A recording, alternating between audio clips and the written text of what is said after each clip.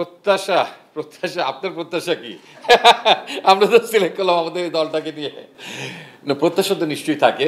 আ সা A I mean এটাকে দুটো ভেঙে, ভেঙে দেখতে হবে। প্রাথমিক গ্রাউন্ডের প্রত্যাশা যতটা বেশি সুযোগ আছে, যেমন আমি যদি বলি এটা যে আমরা সাউথ আফ্রিকার সঙ্গে আগের থেকেই হেরে বসে থাকবো তা না, প্রতিটা ম্যাচ আমরা জেতার জন্য চেষ্টা করব। বাট বাস্তবতার নিরিখে আমি মনে করি প্রথম ম্যাচটা মোমেন্টাম পাওয়ার জন্য ভেরি, ভেরি ইম্পর্ট্যান্ট এবং সেই জায়গায় দুটো দলই বিশ্বাস করে তারা একে অন্যকে হারাতে পারে।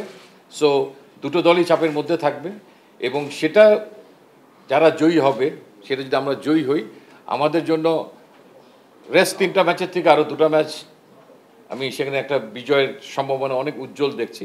তবে সাউথ আফ্রিকার সঙ্গেও যে তাদেরকেও যে হারানো যাবে না সেটা আমি বলি না, বাট তাদের যদি সাম্প্রতিক ফর্ম আমরা দেখি, তারা বিভিন্ন জায়গায় ক্রিকেট খেলছেন দলগতভাবে বা খেলেছেন, বা তাদের খেলোয়াড়রা ঘরোয়া লিগে খেলছে পার্শ্ববর্তী দেশে, সেই ফর্মের কথার আলোকে ডেফিনেটলি আমাদের সঙ্গে তাদের একটা ব্যবধান আছে।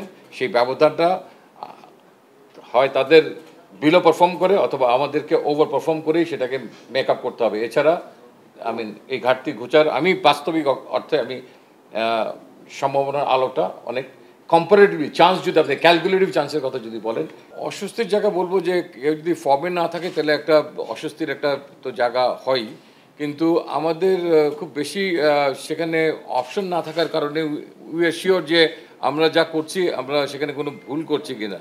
তো কাজেই আমরা একজন ব্যাটসম্যান জাস্ট রান পাচ্ছে না দেখে যদি আপনি আরেকজন নতুন একটা ব্যাটসম্যানের দিকে যান তাহলে you may commit another mistake.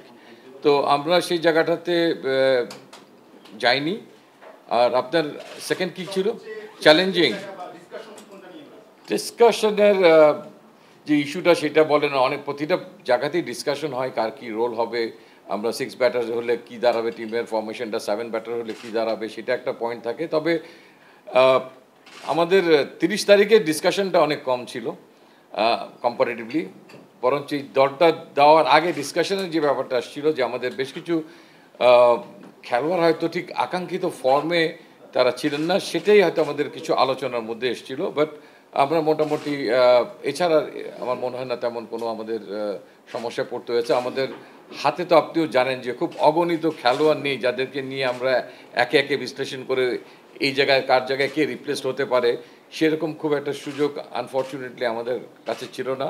সেই জায়গাতে ভবিষ্যতে আমরা নজর দেওয়ার চেষ্টা করব যে আমরা আসার 2 মাসের মধ্যে আমাদেরকে একটা দল দিতে হলো, তো ভবিষ্যতে যেন কিছু খেলোয়াড় আমরা সেখানে তৈরি করতে পারি। আমরা 2-1জনকে আপনারা লক্ষ্য করেছেন যে আমরা হয়তো তাদেরকে খেলাইনি, Parvez Emon is one of them, but ভবিষ্যতে নিশ্চয়ই তার দিকে আমাদের চোখ থাকবে, নজর থাকবে।